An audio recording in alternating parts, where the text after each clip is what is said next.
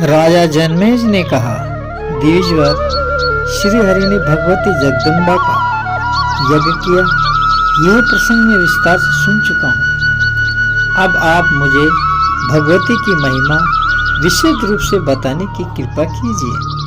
विप्रवर, देवी की महिमा सुनने के पश्चात में उनका उत्तम यज्ञ अवश्य करूँगा। फिर तो आपके कृपा पश्चात से मेरा जीवन परम पवित्र बन जाएगा। व्यास जी कहते हैं कि राजन, देवी का उत्तम चरित्र मैं कहूँगा। अभी एक प्राचीन इतिहास विस्तार से कह रहा हूँ, ध्यान पूर्वक सुनो। राजेंद्र, कौशल देश में एक सूर्यवंशी राजा हो चुके हैं। वे महान तेजस्वी राजा पुष्य के सुपुत्र थे। उनका नाम दुर्वासंधि था। वे बड़े धर्मात्मा, सत्यवादी, पवित्र व्रत का पालन करने वाले और आश्रम धर्म के पूरे समर्थक थे। स्मृतशालिनी अयोध्या उनकी राजधानी थी।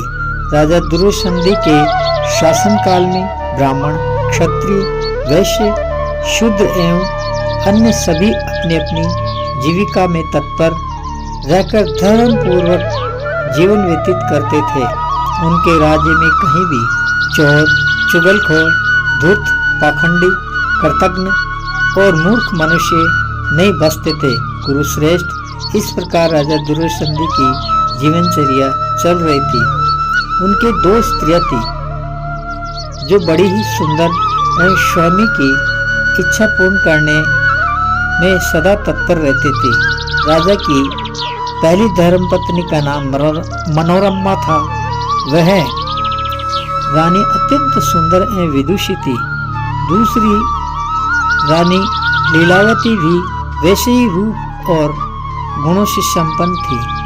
राजा दुर्वासंधि उन दोनों पत्नियों के साथ नाना प्रकार के गृह, उपवनों, पर्वतों, बावलियों और राजमहलों में रहकर आनंद का अनुभव करते थे।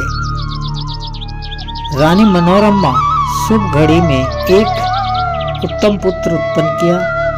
उस लड़के का नाम सुदर्शन रखा गया। उसके शरीर में राजोचित चिन्ह वर्तमान थे। दूसरी पत्नी लीलावती ने 1 महीने बाद सुंदर राजकुमार को जन्म दिया, जो बहुत ही सुंदर और सुशील था। राजा दुर्वासंधि ने दोनों कुमारों का जातकर्म और संस्कार किए। दूसरे पुत्र का नाम उन्हें शत्रुजीत रखा। राजा दुर्वासंधि कुछ समय व्यतीत होने पर शिकार खेलने जंगल में गया और सेना को साथ लेकर वह गया और वहां सिंह से उनका घोर युद्ध हुआ। सेना भी कुछ नहीं कर सकी और सेना के देखते देखते ही सिंह ने दुर्वासंधि को युद्ध करके और उसको मार डाला, चीर डाला, जिससे दुर्वासंधि का देहांत हो गया। और दुर्वासंधि का मरणोपरांत दोनों बालकों में उनको राज गद्दी पर बिठाने के लिए दोनों तरफ के नाना वहां आ गए। शत्रुजीत के नाना युद्धोजित और सुदर्शन के नाना वीरसेन थे। तब मुनिवर वशिष्ठ जी ने प्रजावर्ग, मंत्रिमंडल और सबको बुलाकर सुदर्शन को राजा बनाने के लिए आपस में विचार करने लगे। प्रधानमंत्री ने कहा कि ये राजकुमार सुदर्शन महाराज की धर्मपत्नी मनोरमा के पेट से उत्पन्न हुआ। ये बड़े शांत स्वभाव के और सभी शुभ लक्षणों से संपन्न है। इस प्रकार सुदर्शन को राजगद्दी पर बिठाने सुनकर शत्रुजीत के नाना युद्धोजित वहां आया और आके उसने कहा कि उज्जैन के राजा युद्धोजित यथोचित अयोध्या आ गया और राजा दुर्वासंधि के मर जाने पर उनकी रानी लीलावती ने अपने पिता युद्धोजित को समाचार दे दिया था।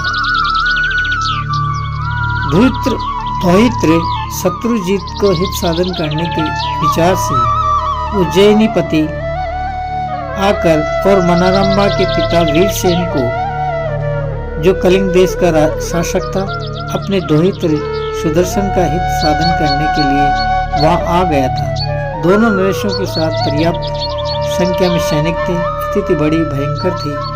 राजगद्दी पर किसका अधिकार होगा, इस बात को लेकर हो गया और युद्ध हो गए और सुदर्शन के नाना वीरसेन का युद्ध में मृत्यु हो गई।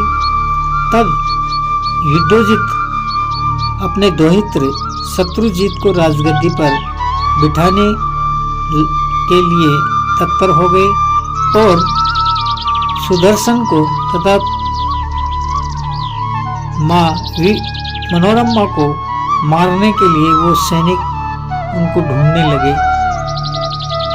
मंत्री विद्दल मनोरमा के साथ सुदर्शन को लेकर रातों रात जंगल में निकल गई और ऋषि भारद्वाज के आश्रम में चली गई। ऋषिवर को प्रणाम की और विद्दल ने कहा कि महाराज, ये अयोध्या की दुर्योधन की पत्नी और पुत्र है, इनको खतरा, इनकी जान को खतरा है। इनकी दुर्योधन की दूसरी पत्नी लीलावती, उसका पिता युद्धोजित इनको मारना चाहता है, इसलिए आप ऋषि हैं, इनको संरक्षण प्रदान करें। ऋषि भारद्वाज ने उनको आश्वासन दिया और बोले कि आपको यहाँ रहो, आपको किसी प्रकार की हानि नहीं होगी, आप निर्भय और निश्चिंत रहें। युद्धोजित शत्रुजीत को साथ लेकर सुदर्शन और मनोरंबा को मारने के लिए जंगल में चाहूं और ढूंढे। तब उनको पता लगा कि वो ऋषि भारद्वाज के आश्रम में चले गए।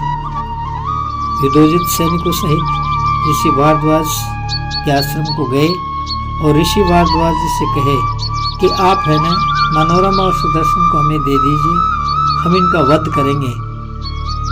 तब ऋषि ने कहा कि ये मेरे संरक्षण में है, मैं इनका वध नहीं करने दूंगा, आप यहाँ से चले जाइए। तब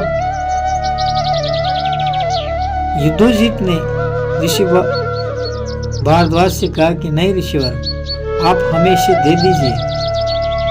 तब ऋषिवर ने फिर कहा कि आप यहाँ से चले जाइए,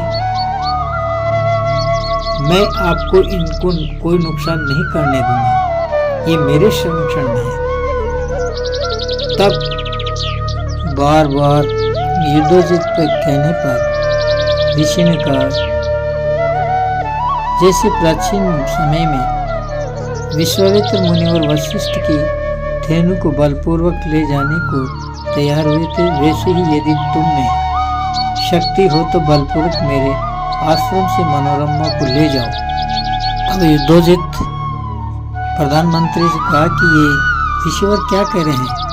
तब प्रधानमंत्री ने कहा, राजन, पूर्व समय में विश्वामित्र नरेश हो चुके हैं, जो गांधी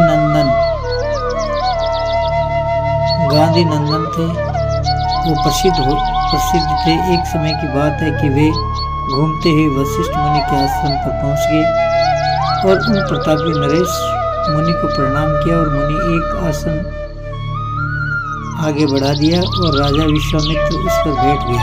इसके बाद उसकी सेना तथा उसकी भोजन की व्यवस्था की और गांधी नंदन को, विश्वामित्र को नंदनी गाय की कृपा पाने के लिए उसने सोचा कि इन नंदनी गाय को मैं अपने पास ले जाऊंगा तो मेरा राज्य सफल हो जाएगा। विश्वामित्र ने वशिष्ठ से कहा कि ये नंदनी गाय मुझे दे दो। विश्वामित्र को वशिष्ठ ने नंदनी को देने के लिए मना कर दिया। तब विश्वामित्र अपनी शक्ति के अभिमान में आकर वशिष्ठ जी से कहा कि नहीं, ये गाय तो मैं लेके जाऊंगा, इस बदले में जितनी गायें थी वो ले लो। ऋषि वशिष्ठ ने फिर मना किया, मैं नंदनी गाय आपको नहीं दूंगा। तब विश्वामित्र शक्ति के अभिमान में आकर सैनिकों का आदेश दिए, जाओ इस नंदनी गाय को पकड़ लो और इसको ले चलो। तब वो सैनिक जाके नंदिनी गाय को पकड़ने लगे और नंदिनी गाय वशिष्ठ से कहा कि आप मुझे क्यों त्याग दिया। तब वशिष्ठ जी ने कहा कि मैंने त्यागा नहीं, ये विश्वामित्र शक्ति के अभिमान में आकर मुझसे जबरदस्ती लेके जा रहे, छीन के ले जा रहे हैं।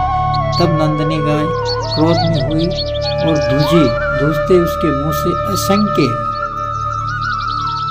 राक्षस पैदा हो गए। दैत्यों के हाथ में हथियार थे और ठहरे ठहरे कहते हुए वो राजा के सैनिक और विश्वामित्र को से युद्ध करने लगे। विश्वामित्र की सारी सेना समाप्त कर दी और नंदिनी मुक्त हो गई। यह देखकर विश्वामित्र अकेले ही घर लौट गए और उन्होंने सोचा कि भक्ति में शक्ति है, इसलिए वो अपने लड़के को राज तिलक करके जंगल में तपस्या करने के निकल गए। इसलिए हे महाराज, आप घर चलिए, ये ऋषि बड़े तपस्वी होते हैं, इनके तप में बड़ा बल होता है, इसलिए आप यहाँ से चलिए और अपने दौहित्र शत्रुजीत का राज तिलक करवाइए। ये कहकर वो अयोध्या लौट गए और शत्रुजीत का राज तिलक कर दिए।